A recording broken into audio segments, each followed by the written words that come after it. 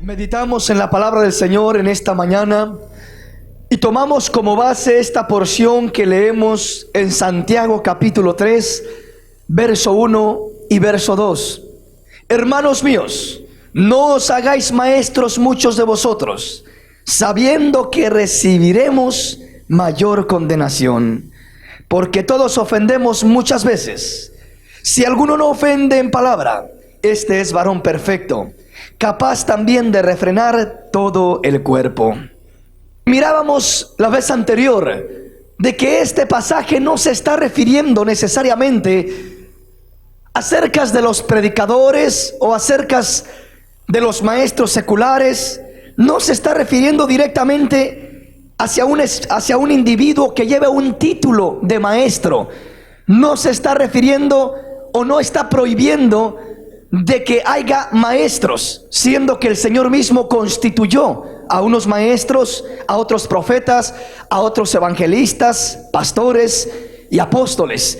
Entonces el Señor no está en contra de ello. Pablo mismo recomienda y dice: ustedes ya deberían de ser maestros y tienen necesidad de que se les hable una vez más como a niños, o se les dé todavía leche en lugar de vianda sólida. Entonces no está en contra de que haya crecimiento espiritual, no está hablando en contra de que haya madurez espiritual o aún de que haya conocimiento espiritual.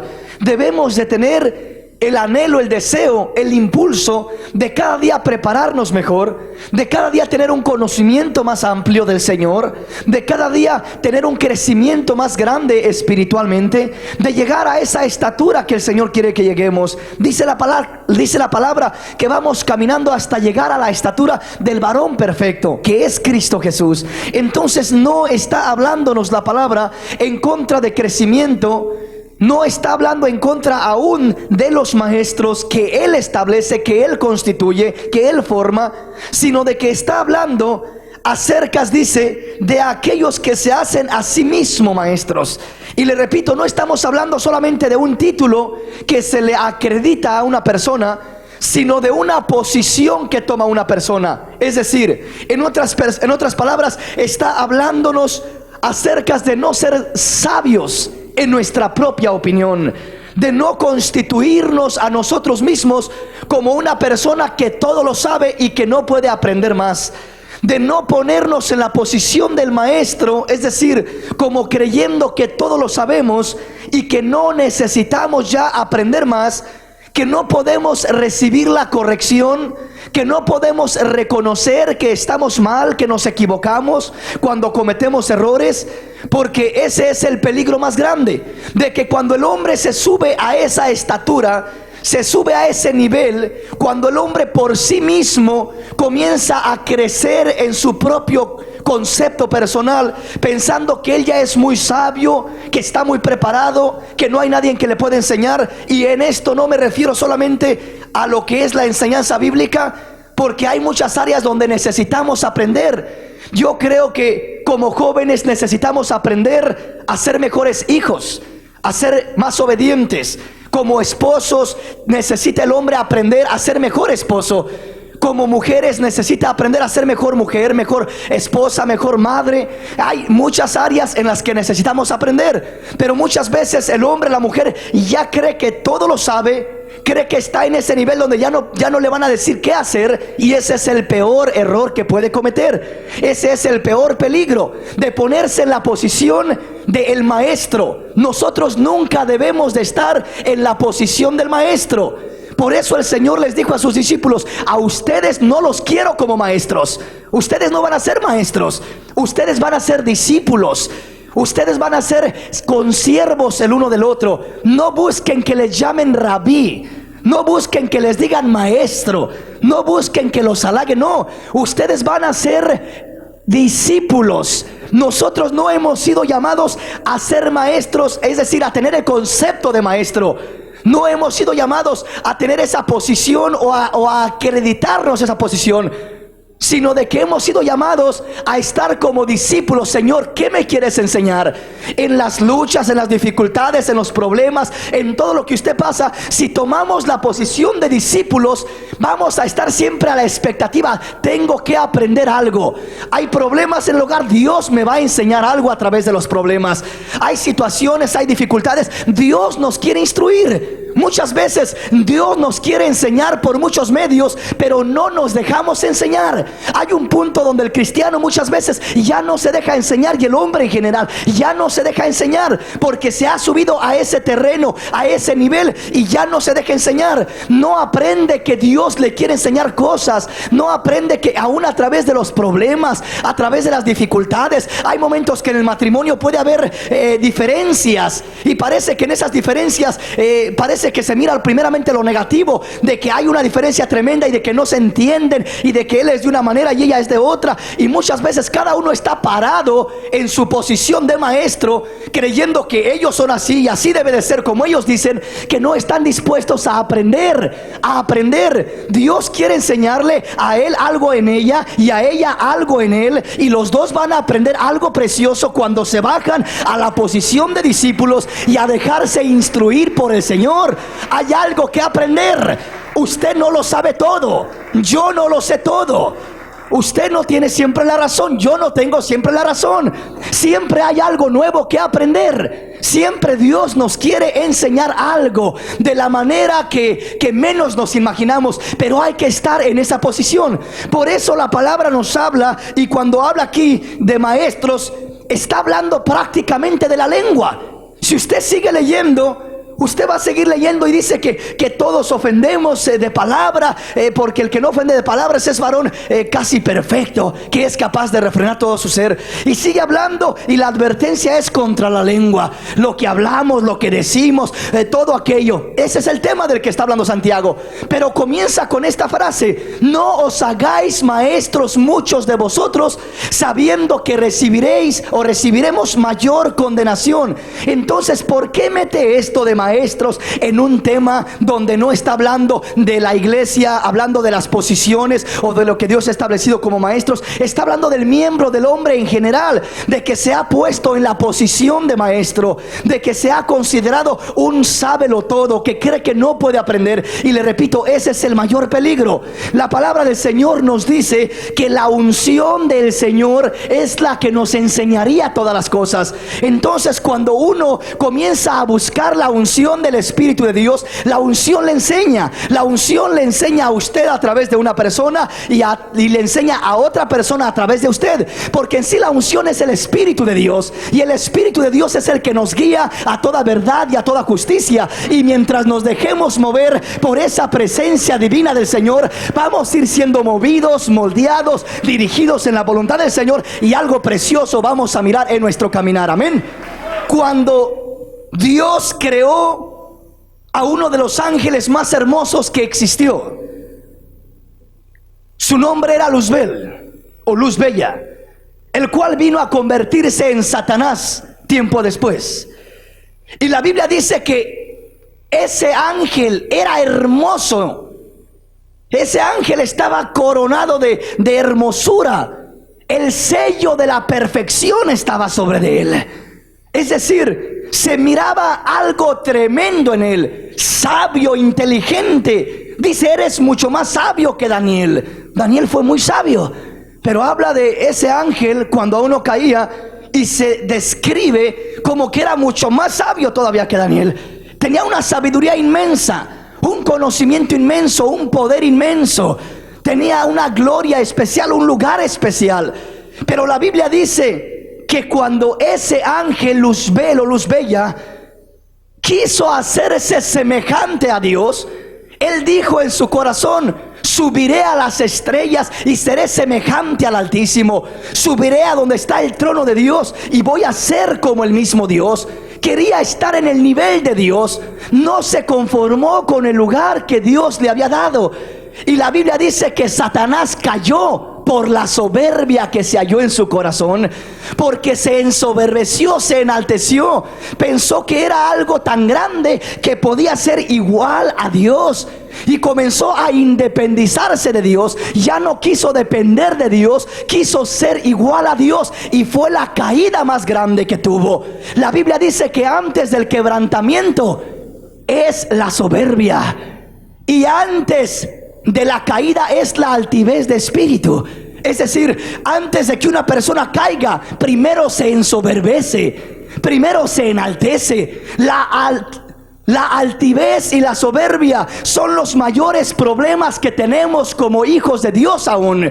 Es el mayor problema del hombre, que es altivo, que es soberbio, que cree y que quiere estar en un nivel. En este caso Satanás quiere estar igual que Dios, y por eso fue derrumbado, por eso pereció, por eso cayó, porque quería estar igual en el mismo lugar que Dios. No se conformó con el lugar especial que Dios le había asignado, que Dios le había dado, y esa fue la caída grande que tuvo, porque hubo altivez en su corazón, hubo soberbia.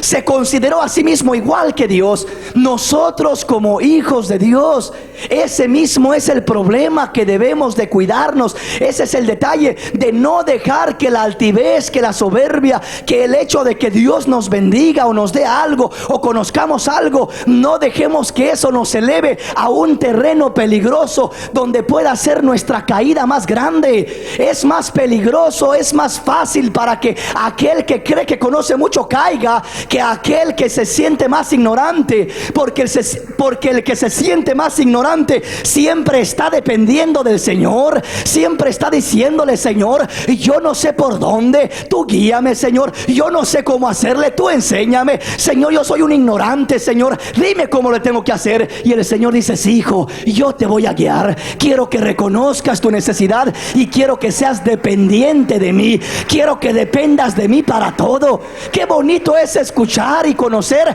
hermanos cristianos que dependen para todo del Señor, que no hacen ni la menor cosa si no le consultan al Señor, y que se sienten tan impotentes, que se sienten tan ignorantes, perdonen la palabra, pero que se sienten, no es mala palabra la palabra ignorancia. Ignorar es no saber, es considerar que uno necesita a alguien que le enseñe, y yo creo que somos ignorantes delante de Dios. Necesitamos que Él nos guíe, y cuando nos ponemos en esa posición, Él comienza a decir: hijo, cuando tú tomas la posición de discípulo, yo tomaré la posición de maestro en tu vida. Tendrás un maestro que te guíe, tendrás un consejero que te oriente, tendrás un Dios que te guarde, porque estás tomando la posición que yo quiero que tomes.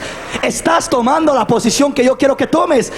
Pero cuando el cristiano comienza a tomar su propio camino, entonces es cuando comienza a meterse en problemas con el Señor, porque se hace independiente de Dios. Hay muchos cristianos que se independizan de Dios, y cuando hay altivez, cuando se considera tan sabio, tan espiritual, es cuando comienza a independizarse de Dios, porque ya cree que sabe las cosas, cree que sabe hacer las cosas, cree que conoce tanto que no necesita ya guianza, ya sabe las cosas. Pero entre más creemos que sabemos, es cuando menos sabemos, y es cuando más necesitamos caer de rodillas delante del Señor y decirle: Señor, si tú no me guías me pierdo, si tú no vas conmigo, Señor, perezco, si tú no me tomas de la mano caigo, Señor. Necesito que vayas a mi lado, necesito que camines conmigo, necesito que seas mi luz, necesito que seas el que alumbra mi camino. Sin ti no puedo, Señor. ¿Estamos comprendiendo? Proverbios capítulo 3 verso 5, ¿lo tenemos? Fíate de Jehová de todo tu corazón y no te apoyes en tu propia prudencia. Reconócelo en todos tus caminos y Él enderezará tus veredas. Es decir, reconoce que Dios está tratando de enseñarte a vivir, a caminar, a ser mejor, a prosperar. Mira a Dios en medio de tu vida, reconócelo en todos tus caminos. Estamos acostumbrados a reconocer a Dios solamente aquí en la iglesia.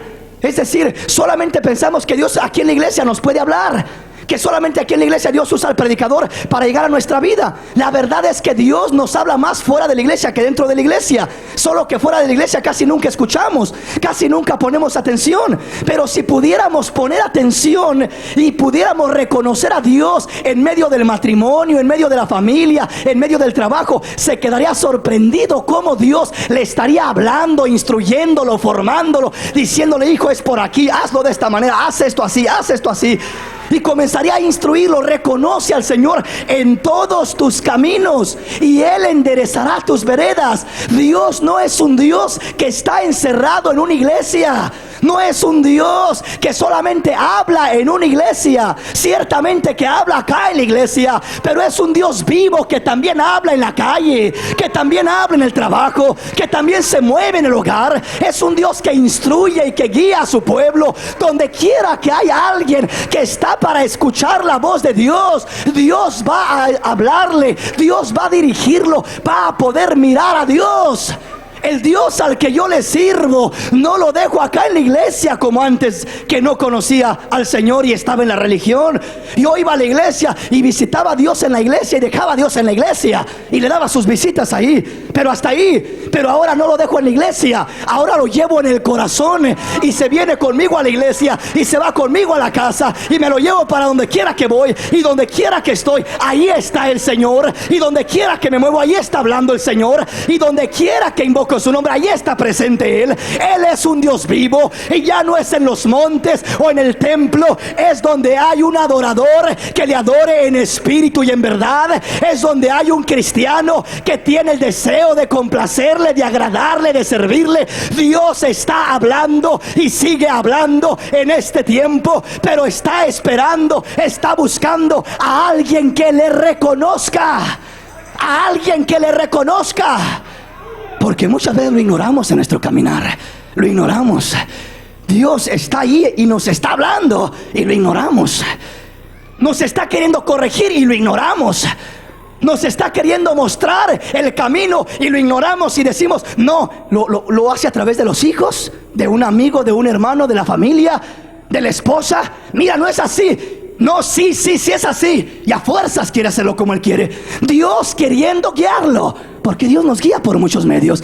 No espere que venga un ángel y diga: ¿sabes qué? Es por aquí. No, porque Dios no se vale solamente de ángeles. Dios se vale de hombres tan naturales como usted. Dios se vale de mujeres como su esposa. Dios se vale de seres humanos como sus hijos. Dios se vale de todos los medios que hay en su alrededor para hablarnos, para enseñarnos. Pero Él quiere que le reconozcamos, que no lo sigamos ignorando. ¿Por qué lo ignoramos? Porque ya marcamos nuestro camino. Nos vamos apoyando en nuestra propia prudencia. Y yo voy a hacer esto he decidido y lo voy a hacer de esta manera. Entonces ya estamos nosotros fabricando nuestro propio caminar. Ya estamos apoyándonos en nuestra propia prudencia. Y dice: no seas, reconócelo en tus caminos y Él enderezará tus veredas. No seas sabio en tu propia opinión. Ahí está el maestro. El que se cree maestro es el sabio en su propia opinión. Cuando Santiago habla de que no os hagáis maestros muchos de vosotros, sabiendo que recibiréis mayor condenación, o que recibiremos, está hablando del sabio en su propia opinión, que se cree sabio en su propia opinión, que no se presta para aprender, que no reconoce al Señor ya en sus caminos, que se ha subido a ese puesto, se ha autodominado a sí mismo maestro. Es decir, aunque no tenga título, pero siente que nadie le puede decir nada, nadie le puede enseñar cómo hacer las cosas. No puede humillarse a que alguien a quien él considera más ignorante que él le pueda enseñar. Muchas veces parece que queremos aprender de alguien más sabio. Si de alguien más sabio, sí, a ver, enséñeme. Pero de alguien más ignorante, como que no queremos aprender. Y muchas veces Dios usa lo vil, lo bajo, el que no sabe mucho aún, lo usa para enseñarnos, lo usa para hablarnos. No siempre va a usar al que tiene el tremendo conocimiento. Le repito, la palabra dice: aunque de los niños, de los que maman, fundó la fortaleza para avergonzar al enemigo y al vengativo. Dios usa a los más pequeños para dar las mejores enseñanzas. Dios usa a los más pequeños. Cuando el Señor quiso usar a alguien para dar un mensaje, usó a un niño y lo presentó delante de los discípulos y les dijo: ven este niño. El que no se haga como ese niño no va a entrar al reino de los cielos. Y el que quiera ser grande delante de mí, hágase como este niño. Usó a un niño para darles enseñanza. Quiere decir que el niño estaba enseñándoles más todavía que lo que ellos creían saber. Ellos se creían sabios ya, que conocían los discípulos del Señor, gloria a Dios. Y Él les dijo: que no se les suba eso que traen, tengan cuidado. Tienen que ser como este niño, así como lo ven de sencillito, así como lo ven que no sabe nada, que depende todavía de que lo ayuden, de que lo apoyen. Así son ustedes. Tienen que saber que no son autosuficientes, dependen todavía y dependerán siempre de aquel que todo lo puede, de aquel que todo lo sabe, de aquel que todo lo hace, del Dios de los cielos, del Maestro de maestros, de Cristo Jesús, bendito su nombre. Denle ese aplauso al Rey.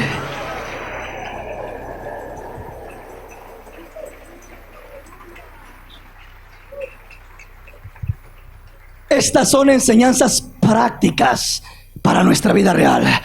Esto es algo que necesitamos como algo elemental en nuestra vida. Verso 8 dice, verso 7 dice: no seas sabio en tu propia opinión, teme al Señor y apártate del mal, porque será medicina a tu cuerpo y refrigerio para tus huesos. Le decía que el que se hace sabio en su propia opinión ni reconoce al Señor en sus caminos, y sus veredas van a ir más torcidas cada día.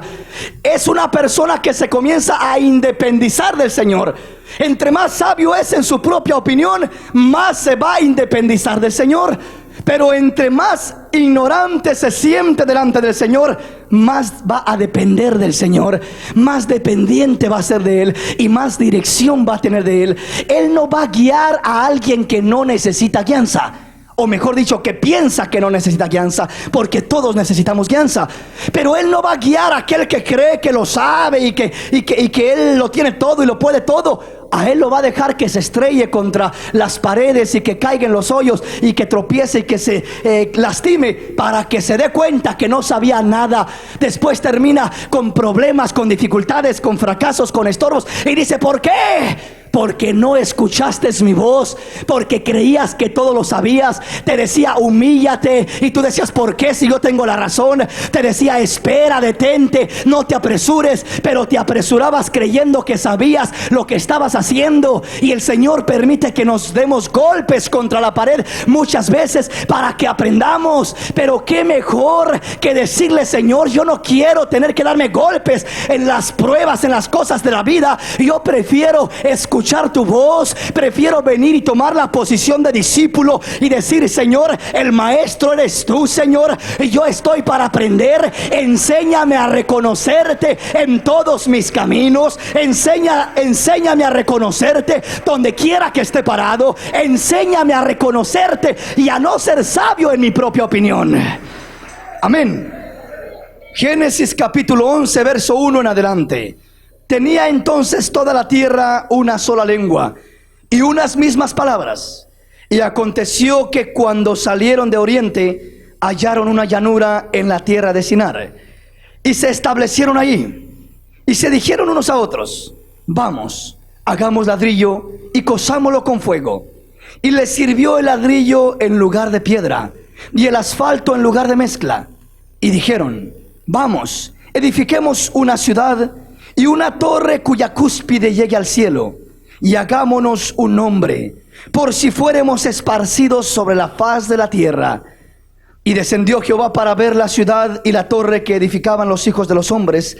Y dijo Jehová: he aquí el pueblo es uno, y todos estos tienen un solo lenguaje, y han comenzado la obra, y nada les hará desistir ahora de lo que han pensado hacer. Ahora pues, descendamos y confundamos ahí su lengua, para que ninguno entienda el habla de su compañero. Lo primero que miramos aquí es la descendencia de Noé, de los hijos de Noé, de los que escaparon en el arca de Noé en el tiempo del diluvio. Se multiplicó una vez más la raza humana de aquellas tres familias, y de ahí se pobló una vez más. Se juntaron como uno solo aquel pueblo, encontrando una llanura grande, se establecieron ahí y dijeron: bueno, ya estamos estables acá. Pero cuando estaban estables, comenzaron a pensar y a decir: vamos a edificar una ciudad, vamos a edificar un nombre para nosotros, y vamos a hacer una torre en medio de la ciudad cuya cúspide llegue al cielo. Comenzaron a coser ladrillo, comenzaron a hacer el ladrillo, y les sirvió el ladrillo en lugar de piedra y el asfalto en lugar de mezcla. ¿Qué quiere decir todo esto?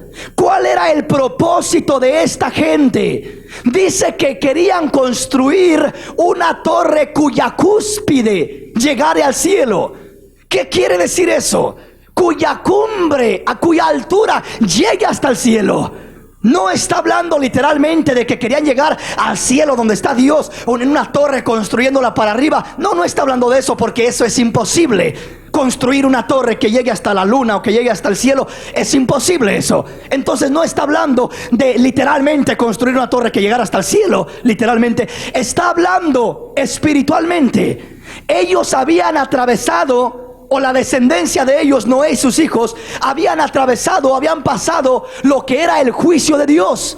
El diluvio había llegado y ellos habían escapado en la barca que Noé construyó por mandato de Dios. Cuando salieron de esa barca, se multiplicaron y sabían, conocían que Dios había destruido todo el género humano, que por medio de un diluvio había acabado con todo el género humano. Entonces, cuando dicen y se proponen hacer una torre cuya cúspide llegue al cielo, no está hablando, le repito, literalmente, sino espiritualmente. Lo que estaban queriendo hacer es esto: construir una torre tan alta para escapar el juicio de Dios.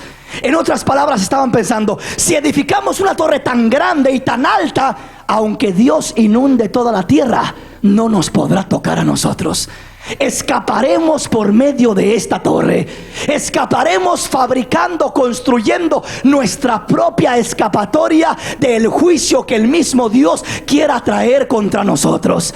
¿Sí me comprende? Esa torre estaría más alta que los montes, más alta que los cerros, que las cumbres de los montes más altos. Sería tan alta que ellos pensaban que aunque llegara otro diluvio, si Dios quisiera hacerles juicio, no podría tocarlos, porque sería una torre tan grande que no alcanzaría el agua hasta allá arriba. Subirían por esa torre y escaparían del juicio de Dios. ¡Qué locura! Estaban desafiando a Dios, es lo que estaban haciendo. Estaban queriendo utilizar su propio medio de salvación, edificando su propio muro, su propia torre para escapar del juicio de Dios. Qué triste es escuchar en este tiempo tanta gente altiva, tanta gente soberbia que busca escapar del juicio de Dios con razonamientos, con fundamentos que fabrica en su mente. Comienza a fabricar pensamientos y comienza a decir tantas cosas que se inventa en la mente para querer escapar del juicio de Dios. Pero quiero decirle, no hay escapatoria del juicio de Dios. Solamente por medio de Cristo es el único camino para escapar de la ira de Dios, del juicio de Dios. Ningún fundamento humano, ningún medio de salvación que el hombre se construya podrá funcionar. En este tiempo, hoy más que nunca, una de las torres que está construyendo el hombre para escapar del juicio de Dios es la religión. El hombre se ha hecho religioso y piensa que por ser religioso, que por estar en una iglesia o por cumplir con dar sus diezmos y pertenecer a una iglesia, con eso va a escapar del juicio de Dios. Te equivocas, hermano. No se va a escapar del juicio de Dios por ser miembros de la iglesia del cuerpo de Cristo, o de la iglesia Asambleas de Dios, o de la iglesia Bautista. Ni una denominación, ni una religión, ni una iglesia humanamente te va a salvar del juicio de Dios. Si no estamos bien con el Señor, si nuestro corazón no es recto para con Él, pertenezcamos a la iglesia que pertenezcamos, se va a hundir esa gente, se va a hundir esa persona, porque está construyendo su propia salida, su propia forma de querer escapar del juicio de Dios. Hay otros que se meten en la nueva era, se meten en la filosofía, se meten en el estudio, queriendo escapar de la ira de Dios, queriendo fabricar una enseñanza de la evolución, de que no hay Dios, de que no hay cielo, de que no hay nada, de que uno se muere y ahí se acaba todo. Quieren escapar por medio de un fundamento humano, pero un día van a despertar en la eternidad y se van a dar cuenta que su fundamento vacío de la evolución era una mentira de Satanás, y que no va a haber escapatoria por medio de esas creencias. No hay escapatoria de la ira de Dios, del juicio que viene contra este mundo. Solamente por medio de Cristo Jesús se puede salir y se puede llegar al cielo. Denle ese aplauso al Rey.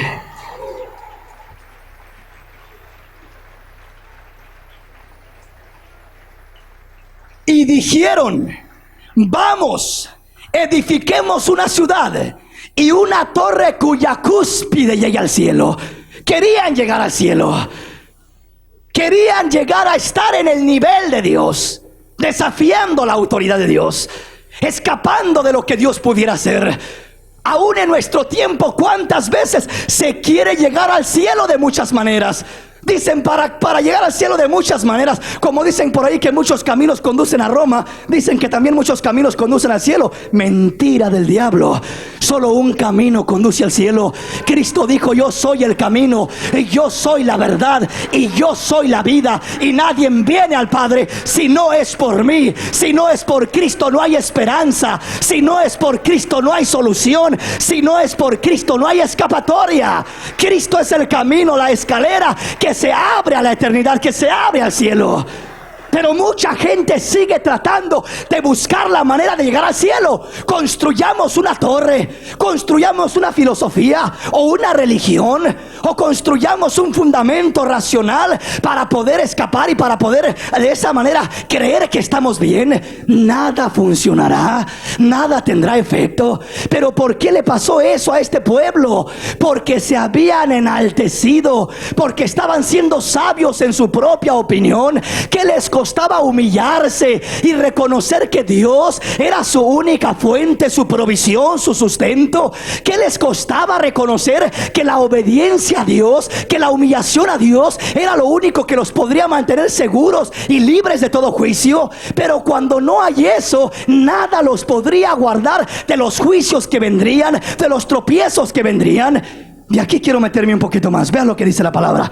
Lo primero que quiero que mire aquí es esto: cambiaron el fundamento. Cambiaron el fundamento. El fundamento era la piedra, sólido, fuerte. Pero cambiaron el fundamento y comenzaron a hacer una mezcla. El ladrillo es una mezcla.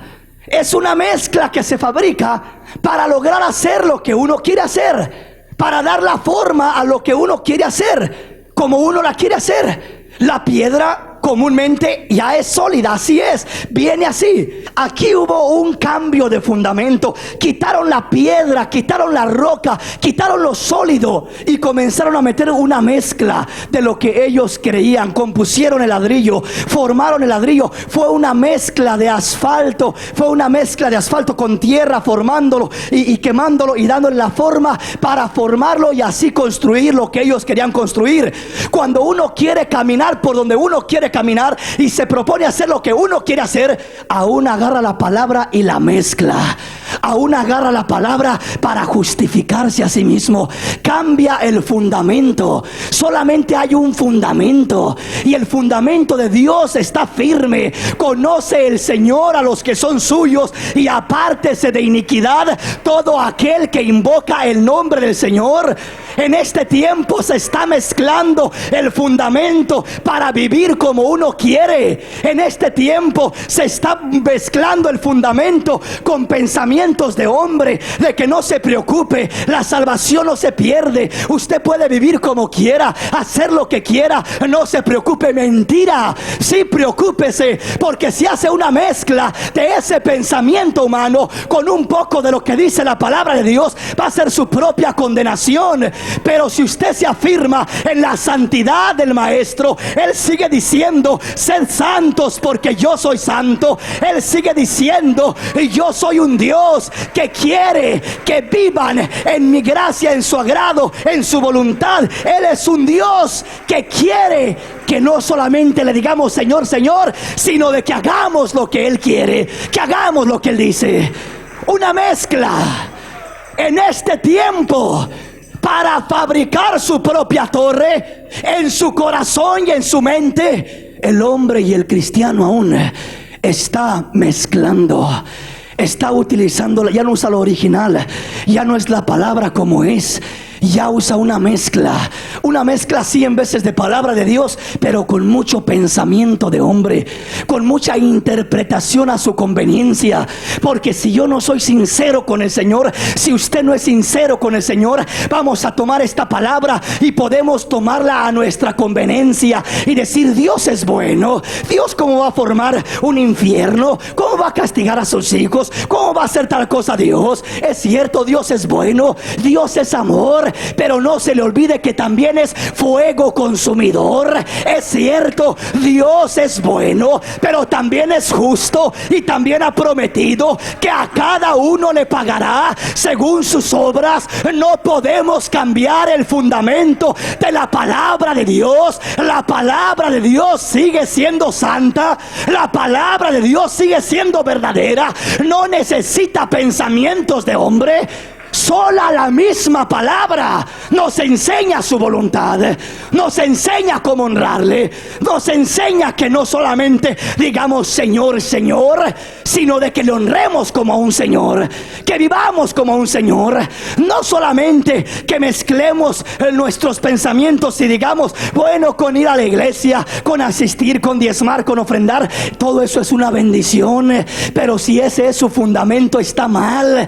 Necesita ser conocido por Dios, necesita que el Dios de los cielos conozca su vida, conozca su caminar, conozca su corazón, conozca sus pensamientos, y que delante de ese Dios pueda decirle: Señor, estoy delante de ti, tú eres mi roca, tú eres mi fundamento, tú eres mi cimiento, y sobre ningún otro fundamento edificaré mi casa, solo sobre la roca. Aleluya. Dale un aplauso al Rey en esta noche, en esta mañana. Bendito el nombre de Jesús.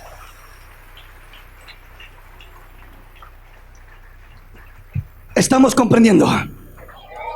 Y se dijeron unos a otros: vamos, hagamos ladrillo y cozámoslo con fuego. Y les sirvió el ladrillo en lugar de piedra. Cambiaron la piedra por el ladrillo. El ladrillo es una mezcla, y el asfalto en lugar de mezcla. Comenzaron a hacer una mezcla tremenda ahí. Cambiaron el fundamento, en otras palabras. No siguieron usando el fundamento que tenían, cambiaron el fundamento. Tenga cuidado de perder el fundamento, de cambiar el fundamento. La Biblia nos habla del fundamento, y parte del fundamento del cristiano es no dejar el primer amor. Parte del fundamento es retener el primer amor, no acostumbrarnos, no terminar en una rutina, no comenzar por el espíritu y terminar por la carne, no comenzando primeramente buscando de corazón al Señor y después queriendo justificarnos por las cosas que hacemos, diciendo, bueno, pues yo hago aquí y activo allá y hago lo otro y hago lo otro, y creyendo que por eso tenemos algún tipo de crédito delante del Señor o algún tipo de fundamento para escapar, para estar con el Señor, para llegar al cielo. No será ninguno de esos fundamentos. Tenemos que regresar a la senda antigua, tenemos que volver a la piedra, a la roca sólida, a lo que Cristo nos ha dado, a la palabra viva y eficaz y verdadera que el Señor nos ha dejado. Tenemos que regresar a ese fundamento real y verdadero de parte del Señor. No podemos mezclar la palabra, no podemos. Si estamos comprendiendo. Verso 4: el que mezcla la palabra es porque quiere justificarse a sí mismo, es porque quiere hacer lo que él quiere hacer y se respalda en la palabra para lograr lo que él quiere lograr. podemos usar la palabra aún para poder, le repito, defendernos, justificarnos y aún para acusar. Para todo la podemos usar. Y es peligroso, porque en lo que hacemos eso, estamos constituyéndonos maestros. Estamos creyendo que somos tan diestros, tan sabios, que comenzamos a justificarnos con todo lo que sabemos, en vez de que lo que sabemos nos sirva para humillarnos y para reconocer y para caer delante del Señor pidiéndole misericordia. No cambiemos el fundamento. Verso 4: y dijeron, vamos, edifiquemos una ciudad y una torre cuya cúspide llegue al cielo. Escapemos de cualquier juicio que Dios quiera llegar. Justifiquemos nuestra forma de vivir, justifiquemos nuestras acciones, justifiquemos todo lo que hacemos, justifiquemos nuestros propios propósitos personales, porque hay veces que tenemos propósitos personales, deseos carnales dentro de nosotros, y buscamos justificarlos a toda causa, y buscamos a un fundamento en la palabra para hacer lo que queremos hacer, lo que deseamos hacer, sin detenernos a preguntarle al Señor: ¿será lo que tú realmente quieres que yo haga, Señor? ¿O será que estoy yéndome por mi propio camino? ¿Estoy siendo sabio en mi propia opinión? ¿O será que estoy siguiendo tu camino, tus pisadas, tus huellas? ¿Será que estoy como discípulo queriendo aprender y queriendo que me guíes? ¿O será que ya estoy como maestro, creyendo que yo sé y aún diciéndole al Señor mismo por dónde tiene que caminar? Es decir, muchas veces caminamos y le decimos: Señor, respáldame, Señor, esto, y Señor, ¿por qué no me ayudaste? Muchas veces ni le preguntamos: Señor, ¿será que era el camino por el que nos querías llevar? ¿O será que yo me desvié por mi propio camino? Edifiquemos una torre cuya cúspide llegue al cielo, y hagámonos un nombre por si fuéramos esparcidos sobre la faz de la tierra. Construyeron la torre y se hicieron un nombre. Ellos querían hacerse un nombre para ser reconocidos, un nombre para identificarse, un nombre para estar fuertes por si fueran esparcidos sobre la faz de la tierra. Ellos se hicieron un nombre y no le dieron gloria al nombre que le tenían que dar gloria. Construyeron para sí mismos un nombre.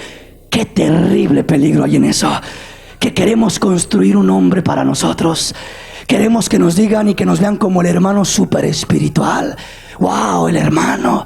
Que alaben al hermano, que lo reconozcan, que le aplaudan, que digan algo bonito del hermano, que hablen del hermano, que hablen bien. ¿A quién no le gusta eso? Todos parece que queremos un nombre para nosotros. Queremos halagos para nosotros. Eso quería esta gente. Se querían hacer un nombre. Nosotros no debemos de buscar hacernos un nombre. Que me vean, que se den cuenta que yo lo hice. ¿Por qué no me toman en cuenta? Siempre que quieres que te reconozcan y que te tomen en cuenta, estás queriendo hacerte un nombre para ti mismo. Dijo el Señor: lo que hace tu mano derecha, que no lo sepa tu mano izquierda, que no lo sepa nadie. Hazlo para tu rey, haz un nombre para él, levanta el nombre de él. No vas a hacer un nombre para ti, no vas a ser reconocido tú, tiene que ser reconocido él. Él es el que tiene que ser honrado en lo que haces, en lo que logras, en lo que emprendes, en lo que buscas. Todo lo que haces debes de buscar hacerlo para gloria de él y no para gloria tuya. Para gloria de él, para que su nombre sea exaltado y no para que tú seas reconocido. No para que a ti te aplaudan, no para que a ti te busquen, no para que a ti te tengan en alta estima. ¿Cuánto cristiano hay en esa condición? Queriendo fabricarse un nombre, queriendo título, queriendo ser reverendo, queriendo ser... No sé cuántos títulos le puede poner a una persona, o aún ser reconocido como lo que usted quiera, como cantante, como predicador, como ministro, como diácono, o como un simple miembro, pero muy, muy especial. El especial aquí no eres tú, ni soy yo. Aquí el especial es Jesús. Aquí el especial es el Maestro. Aquí el especial es Él. Él es el especial. Él seguirá siendo el especial. Él es el que tiene el primer lugar. Y Él es el que merece gloria, honra, alabanza y poder. Él es, no tú. Él es, no yo. A Él es al que le debemos gloria. Un solo nombre tiene que ser reconocido. No el del predicador, no el del hermano, el de Jesús. Ese nombre vale, ese nombre tiene peso. Y dijeron, vamos, edifiquémonos una ciudad y hagamos una torre cuya cúspide llegue al cielo, y hagámonos un nombre por si fuéramos esparcidos por la faz, sobre la faz de la tierra.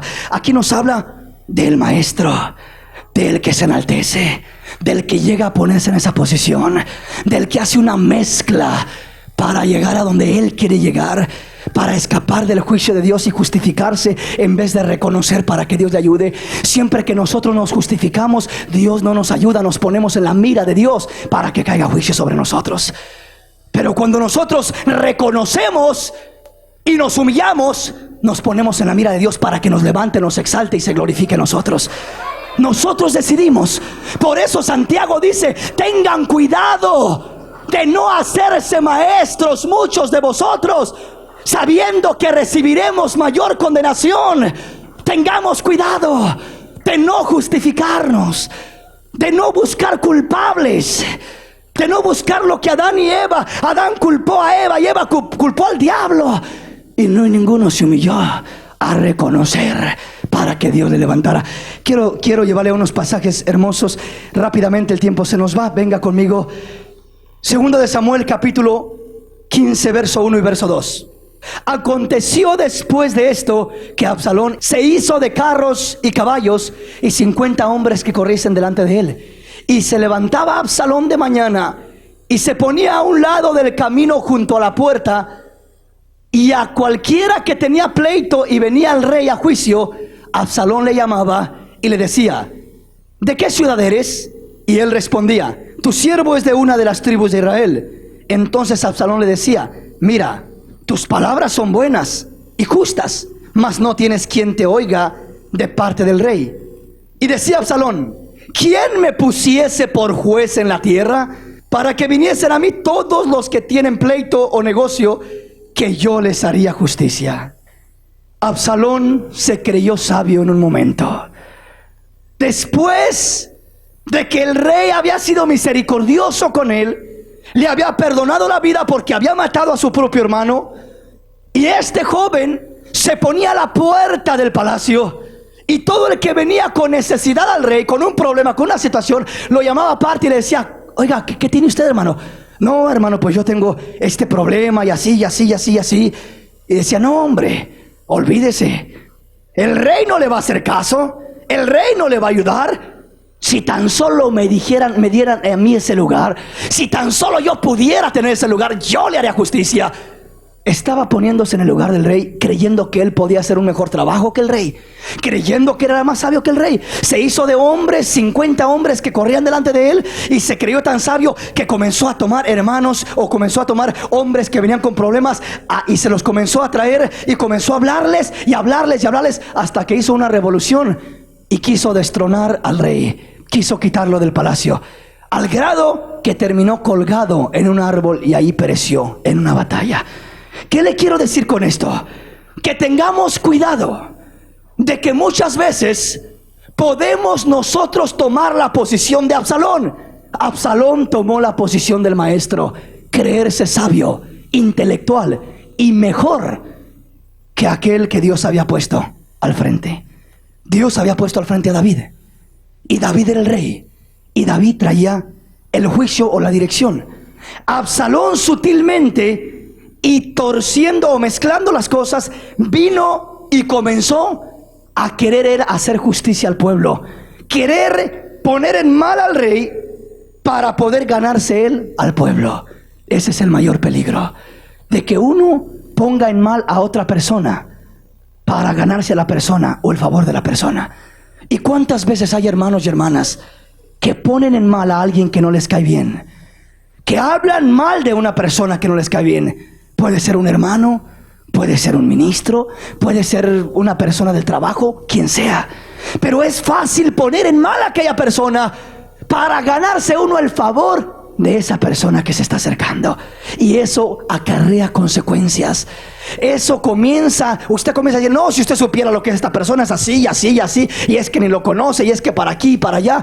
Hermanos, el Señor nos ha llamado a ser edificadores, a ser de bendición. Nos ha llamado no a llevar palabras negativas, nos ha llamado a llevar palabras de victoria, de bendición. Nos ha llamado para ser hombres y mujeres que le glorifiquemos, que seamos restauradores de las vidas que están necesitadas, de las vidas que están decaídas, que sirvamos de ánimo, que si no podemos ayudarle a una persona, por lo menos no le estorbemos en su caminar, no le desviemos a un grado peor todavía de tropiezo o de que vaya a ser estorbada una persona. Absalón se puso en la condición de un hombre que conocía, de un maestro, de un juez, y él decía: ¿quién me pusiera por juez en la tierra para que viniesen a mí todos? ¿Cuántas veces no pensamos eso? ¿Quién me pusiera a mí como juez? Oh, si yo tuviera la autoridad. Oh, si yo tuviera la libertad. Oh, si tan solo yo. Y creemos que nosotros lo sabemos todo y los demás están bien mal, ni saben lo que hacen, pero nosotros sí sabemos. Eso pensaba Absalón, y es cuando más mal está uno, cuando piensa que todos están mal y uno es el único que sabe cómo hacer las cosas. Venga conmigo rápidamente y aquí le termino. Primera de Corintios capítulo 2, en el verso 11 en adelante. Porque ¿quién de los hombres sabe las cosas del hombre, sino el espíritu del hombre que está en él? Así tampoco nadie conoce las cosas de Dios, sino el espíritu de Dios. Y nosotros no hemos recibido el espíritu del mundo, sino el espíritu que proviene de Dios, para que sepamos lo que Dios nos ha concedido. Lo cual también hablamos no con palabras enseñadas por sabiduría humana, sino con las que enseña el Espíritu, acomodando lo espiritual a lo espiritual. Pero el hombre natural no percibe las cosas que son del Espíritu de Dios, porque para él son locura y no las puede entender, porque se han de discernir espiritualmente. En cambio, el espiritual juzga todas las cosas, pero él no puede ser juzgado por nadie. Ese es el hombre espiritual, el maduro, el sabio con la sabiduría de Dios, porque el principio de la sabiduría es el temor del Señor. Cuando hay temor del Señor comienza la sabiduría espiritual. Y cuando hay temor del Señor, ahí cuando dice que el espiritual todo lo juzga, pero él no puede ser juzgado por nadie. No está hablando de que va criticando, cada uno juzgándolo. Usted está bien y usted está mal, usted así y usted así. No, ese no es el espiritual, ese es el carnal. El espiritual no juzga de esa manera. Cuando dice que todo lo juzga, está hablando de que todo lo examina, todo lo discierne, todo lo entiende y comienza a hacer lo que tiene que hacer. Muchas veces al mirar algo y al entenderlo y juzgarlo como espirituales, lo que tenemos que hacer es cerrar la boca y doblar rodillas y que el Señor se glorifique. El hombre espiritual sabe moverse en el terreno espiritual y sabe discernir lo espiritual. Es decir, entiende cuál es la situación. No se va juzgando y hablando y criticando y no. Se detiene porque es temeroso de Dios y tiene temor a hablar sin precaución y hablar y dañar a un alma y ofender a un hermano y decir lo que no tiene que decir o de alguna manera hacer algo que aunque lo haga supuestamente con mucha razón, pero que sea de tropiezo para otra persona. El espiritual es temeroso de Dios y lo primero que va a valorar es a su Señor y no va a ser tropiezo para nadie. Por eso no va a ser juzgado por nadie. Nadie lo va a poder apuntar, nadie le va a poder llamar, porque es un hombre, una mujer sabio espiritual, que discierne espiritualmente, que entiende y juzga todo. No es ignorante, no es una persona ignorante, no, es una persona sabia, sabia, pero sabia en el Señor, temerosa del Señor, y va a hacer lo que Dios le muestre hacer, y va a ser para gloria de Dios y para edificación del pueblo de Dios. Amén. Póngase de pie en esta mañana. Póngase de pie. Bendito el nombre del Señor. El Señor quiere discípulos.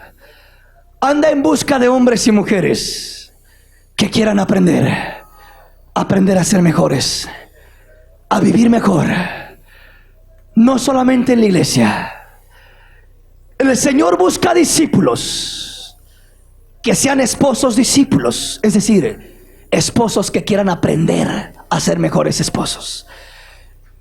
Mujeres que sean esposas discípulas del Señor, que quieran aprender día con día a ser mejores mujeres, mejores esposas. Hijos discípulos de Él, que quieran aprender del Maestro cómo ser un mejor hijo. Miembros de iglesias que quieran ser discípulos del Maestro, que quieran aprender a ser mejores miembros. En el terreno donde estemos, trabajadores que sean discípulos del Señor. Los trabajadores que son discípulos del Señor son los que dice el apóstol Pablo que no sirven al ojo, que no andan cuidándose del patrón a ver a qué hora se descuida para perder el tiempo, para hacer cosas indebidas o por ahí tomar lo que no es de ellos. El discípulo del Señor en el trabajo se muestra porque se cuida de Dios, porque aún con su trabajo honra a Dios, porque busca hacer lo mejor para el Señor, porque es discípulo del Señor. Dios busca discípulos, Cristo busca discípulos. El Maestro aún va en busca de discípulos. El Maestro aún sigue buscando hombres y mujeres que quieran aprender de Él.